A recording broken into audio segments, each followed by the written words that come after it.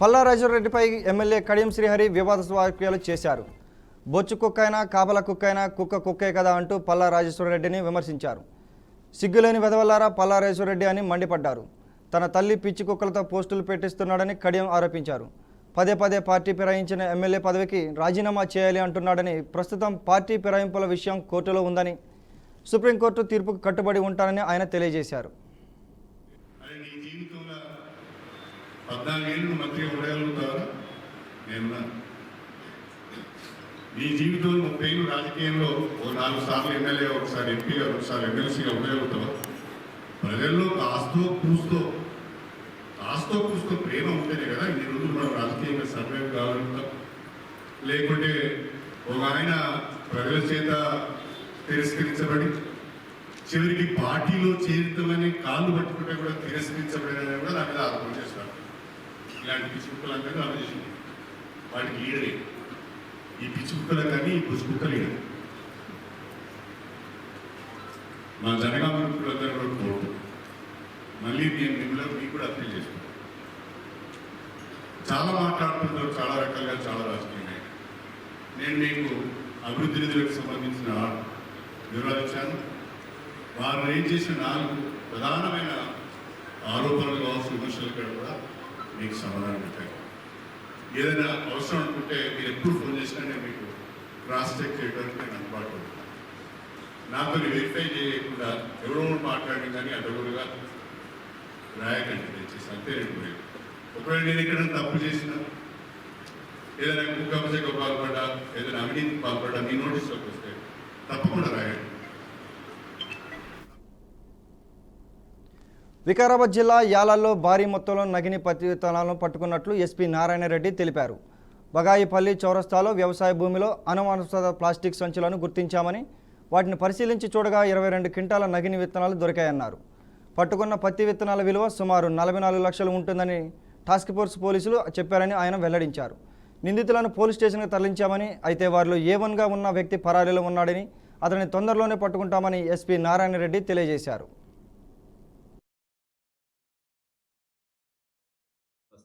ప్రాంతంలో ఖచ్చితమైన సమాచారంతో మనము నకిలీ పత్తి విత్తనాలు దాదాపు 22 క్వింటాల్ 2.2 టన్స్ సీజ్ చేయడం జరిగింది.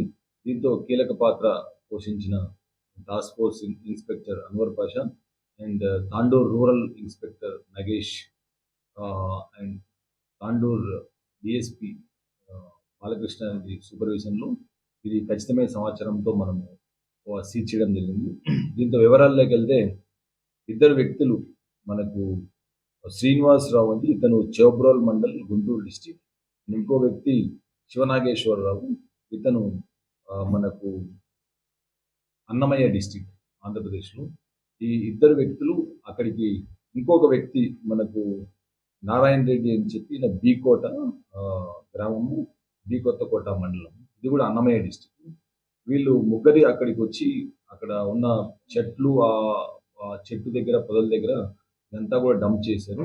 దీంతో మన వివరాల్లోకి వెళ్ళినట్టయితే ఇంతకుముందు ఈ మండలంలో కూడా ఈ యాలాల్, పెద్దేముల్, అక్కడి నుంచి బషీరాబాద్, తాండూరు మండలాల్లో కూడా పోయిన సంవత్సరం కూడా వీళ్ళు ఈ నకిలీ పత్తి విత్తనాలు కొంతమంది రైతులకు అమ్మినట్టు మనకు సమాచారం ఉంది. సో దీంతో ఈరోజు మనకు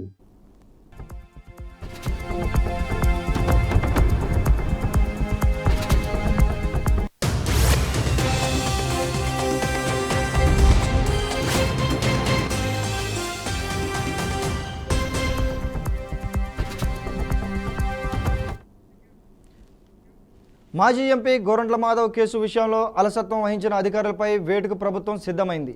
ఇప్పటికే గుంటూరు స్పెషల్ బ్రాంచ్ డీఎస్పీపై బదిలీ వేటు వేసిన ప్రభుత్వం మరికొంతమంది అధికారులపై చర్యలు తీసుకునేందుకు వెనకాడడం లేదు. గతంలోనూ బోరుగడ్డ విషయంలో వచ్చిన ఆరోపణలపై సైతం క్రింది స్థాయి అధికారులు, కింది స్థాయి సిబ్బందిపై మాత్రమే చర్యలు తీసుకోవడం గమనించదగ్గ విషయం. బోరుగడ్డ కేసు నుంచి గోరంట్ల మాధవ్ కేసు వరకు ఇదే తంతు అవలంబించడం పరిపాటిగా మారినట్లు అనుమానం. ఈ సమయంలో గతంలో జరిగిన సంఘటనల ఆధారంగా కొంతమంది అధికారుల పనితీరు పోలీస్ బాస్ దాకా చేరలేదా అన్న అనుమానం కలుగుతుంది. జరిగిన ఘటనపై ముఖ్యమంత్రి, హోంమంత్రి క్షేత్రస్థాయిలో విచారణ జరిపి తక్షణమే కఠిన చర్యలు తీసుకోవాలంటూ కింది స్థాయి అధికారులు, సిబ్బంది కోరుతున్నారు.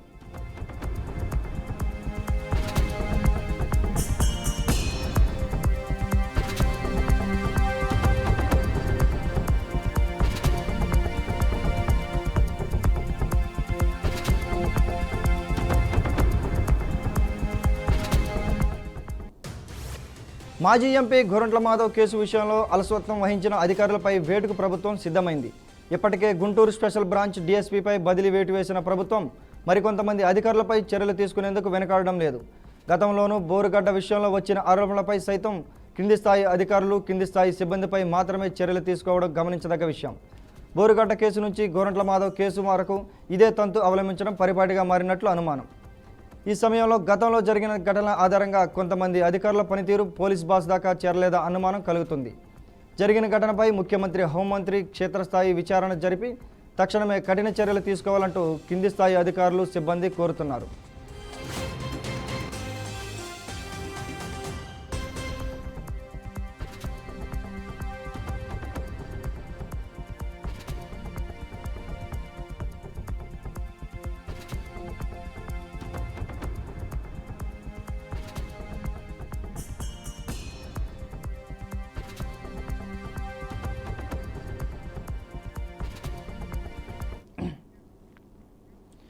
వైఎస్ఆర్ కాంగ్రెస్ పార్టీలో పదవుల భర్తీలో భాగంగా పలు నియామకాలను ఆ పార్టీ అధినేత మాజీ సీఎం వైఎస్ జగన్మోహన్ రెడ్డి చేపట్టారు. ఈ మేరకు వైఎస్ఆర్సీపీ కేంద్ర కార్యాలయం ప్రకటన విడుదల చేసింది. అమలాపురం పార్లమెంటు నియోజకవర్గ సమన్వయకర్తగా పినపే విశ్వరూప్, కోనసీమ జిల్లా పార్టీ అధ్యక్షులుగా చిర్ల జగ్గారెడ్డి, అమలాపురం అసెంబ్లీ నియోజకవర్గ సమన్వయకర్తగా డాక్టర్ పినిపే శ్రీకాంత్, పార్టీ రాష్ట్ర ప్రధాన కార్యదర్శిగా షేక్ ఆసిఫ్, క్రమశిక్షణ కమిటీ సభ్యులుగా తోపుదుర్తి ప్రకాష్ రెడ్డి నియమితులయ్యారు. వైఎస్ఆర్సీపీలో పొలిటికల్ అడ్వైజరీ కమిటీ పూర్తిస్థాయి పునర్వ్యవస్థీకరణ జరిగింది. 33 మంది నాయకులను పీఏసీ మెంబర్లుగా పార్టీ నియమించింది. పీఏసీ శాశ్వత ఆహ్వానితులుగా పార్టీ రీజనల్ కోఆర్డినేటర్లు, పీఏసీ కన్వీనర్గా సజ్జల రామకృష్ణారెడ్డి నియమితులయ్యారు.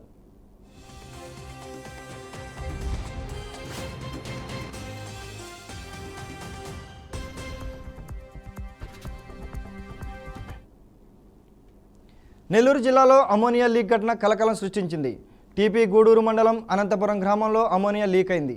వాటర్ బేస్ కంపెనీలో అమోనియా గ్యాస్ లీక్ కావడంతో ఊపిరాడక కార్మికులు హుటాహుటిన పరుగు తీశారు. ఈ ఘటనలో 10 మంది కార్మికులు తీవ్ర అస్వస్థతకు గురయ్యారని స్థానికులు తెలిపారు. బాధితులను నెల్లూరు ఆసుపత్రికి తరలించారు. చుట్టుపక్కల గ్రామాలకు సైతం అమోనియా గ్యాస్ భారీగా వ్యాపించింది. అమోనియా గ్యాస్ లీక్తో స్థానికులు భయాందోళనకు గురయ్యారు. ముందు జాగ్రత్తగా అందరూ మాస్కులు ధరించారు.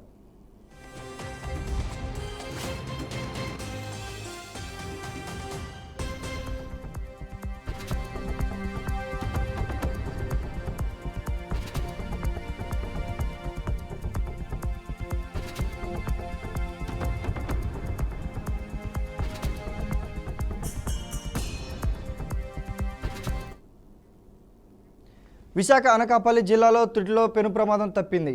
యలమంచిలి మండలం రేగునపాలెం జంక్షన్ వద్ద లారీని ఇషర్ బాక్స్ వ్యాన్ ఢీకొంది. ఈ ప్రమాదంలో వ్యాన్ ముందు భాగం నుజ్జునుజ్జయింది. తుని వైపు నుండి అనకాపల్లి వైపు వెళుతుండగా ఈ ఘటన జరిగినట్లు పోలీసులు తెలిపారు.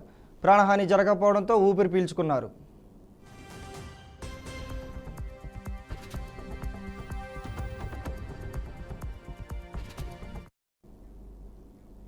జగిత్యాల జిల్లాలో రోడ్డు ప్రమాదం చోటు చేసుకుంది. మెట్పల్లిలోని ఎస్ఆర్ఎస్సీ కెనాల్ బ్రిడ్జిపై భారీ వాహనాలు ఢీకొన్నాయి. క్యాబిన్లో డ్రైవర్ ఇరుక్కుపోయాడు. దీంతో రహదారిపై రాకపోకలకు అంతరాయం కలిగింది. వాహనాలు ఎక్కడికక్కడ ఆగిపోయి ట్రాఫిక్ జామ్ ఏర్పడింది. సమాచారం అందుకున్న పోలీసులు ఘటనా స్థలానికి చేరుకున్నారు. జేసీబీ సహాయంతో వాహనాలను తొలగిస్తున్నారు.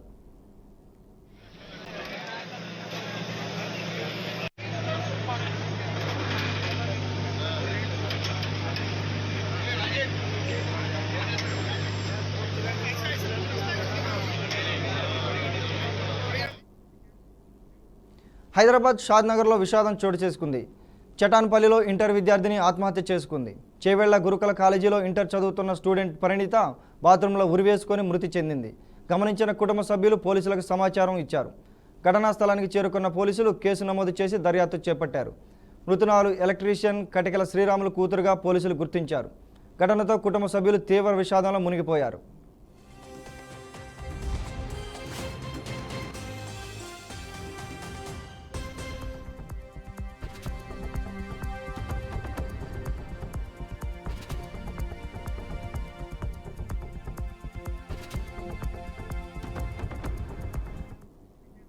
విశాఖపట్నం జిల్లా అక్కయ్యపాలెంలో గ్రీన్ బెల్ట్ పార్కులో యువకుడిపై గుర్తు తెలియని వ్యక్తులు దాడి చేశారు. స్థానికులు బాధితుడిని ఆసుపత్రికి తరలించారు. తలపై బలమైన గాయం కావడంతో నరసింగరావు పరిస్థితి విషమంగా ఉన్నట్లు వైద్యులు పేర్కొన్నారు. కుటుంబ సభ్యులు పోలీసులకు సమాచారం ఇచ్చారు. పోలీసులు కేసు నమోదు చేసి దర్యాప్తు చేస్తున్నట్లు తెలిపారు.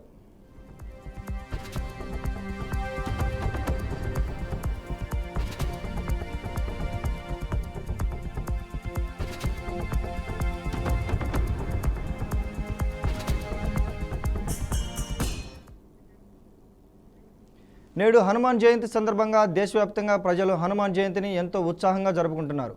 ఉదయం నుంచే ఆలయాలకు పోటెత్తుతున్నారు. హనుమాన్ నామాలను జపిస్తూ ప్రత్యేక పూజలు నిర్వహిస్తున్నారు. ఉత్తరప్రదేశ్లోని అయోధ్యకు భక్తులు పోటెత్తారు. హనుమాన్ గర్హి ఆలయంలో స్వామివారి దర్శనం కోసం క్యూ కట్టారు. హనుమంతుడి దర్శనం కోసం అనంతరం భక్తులు బాలరాముడిని కూడా దర్శించుకుంటున్నారు. మరోవైపు అయోధ్యతో పాటు దేశంలోని ప్రముఖ హనుమాన్ ఆలయాల్లో భక్తుల రద్దీ నెలకొంది. ఢిల్లీలోని హనుమాన్ బాబా ఆలయం, మధ్యప్రదేశ్లోని మహాకాళేశ్వర ఆలయం, బెంగళూరులోని బ్యాతరాయపురంలోని గాలి ఆంజనేయ స్వామి ఆలయాల్లో ప్రత్యేక పూజలు జరుగుతున్నాయి.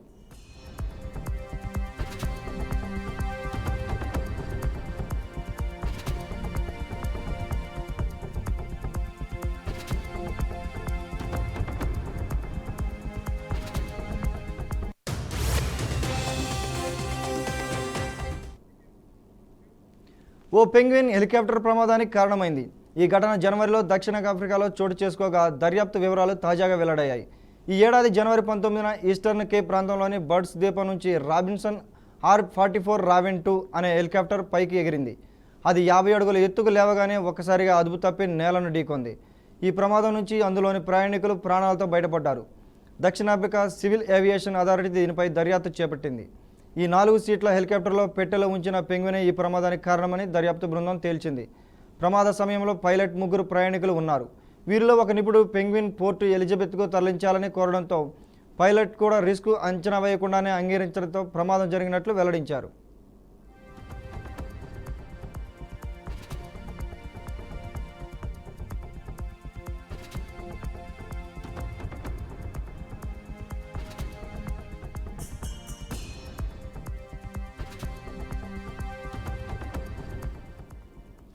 ఓ పెంగ్విన్ హెలికాప్టర్ ప్రమాదానికి కారణమైంది.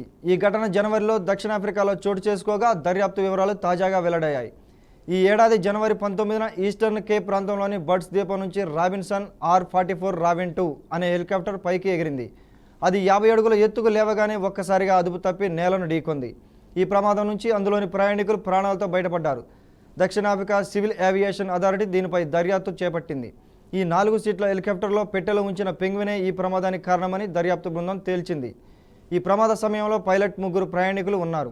వీరిలో ఒక నిపుణుడు పెంగ్విన్ను పోర్టు ఎలిజబెత్కు తరలించాలని కోరడంతో పైలట్ కూడా రిస్క్ను అంచనా వేయకుండా అంగీకరించడంతో ఈ ప్రమాదం జరిగినట్లు వెల్లడించారు.